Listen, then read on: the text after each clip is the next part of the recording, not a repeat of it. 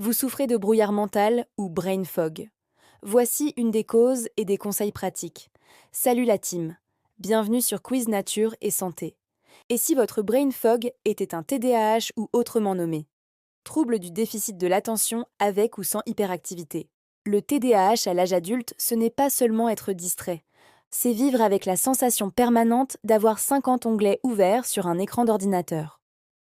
On aboutit à une forme de saturation cognitive créant un véritable brouillard mental. Quelles sont les causes avant de passer aux conseils pratiques?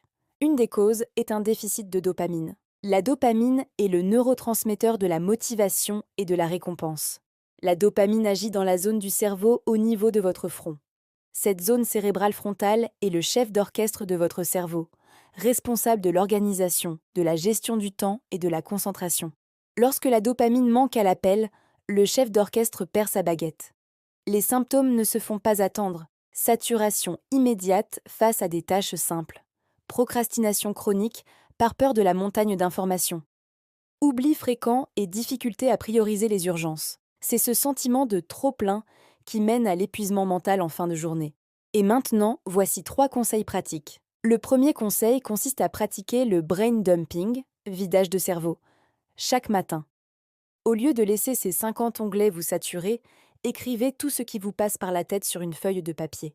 Une fois l'information écrite, votre cerveau réduit naturellement son niveau d'alerte et le brouillard commence à se dissiper. Et déjà, vous vous sentirez mieux. Profitez-en pour organiser votre journée par écrit.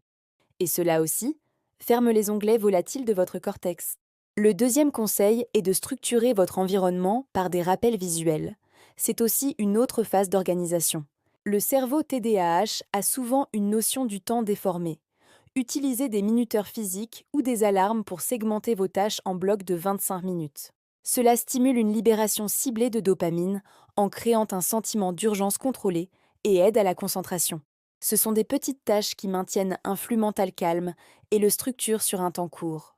Le troisième conseil repose sur l'activité physique de haute intensité. Le sport court mais intense agit comme un véritable boost dopaminergique naturel. Une séance de 10 à 15 minutes peut suffire à recalibrer les récepteurs de votre cortex préfrontal, agissant comme un bouton refresh sur votre navigateur mental encombré. Là encore, nous sommes aussi dans le concept des exerkines. Le muscle fournit des médicaments à votre cerveau. En se contractant, il libère un ensemble de molécules agissant sur l'organisme et sur le cerveau. Voilà, c'est tout pour aujourd'hui. Mettez un cœur sur la vidéo, abonnez-vous pour les prochaines vidéos. À bientôt sur Quiz Nature et Santé.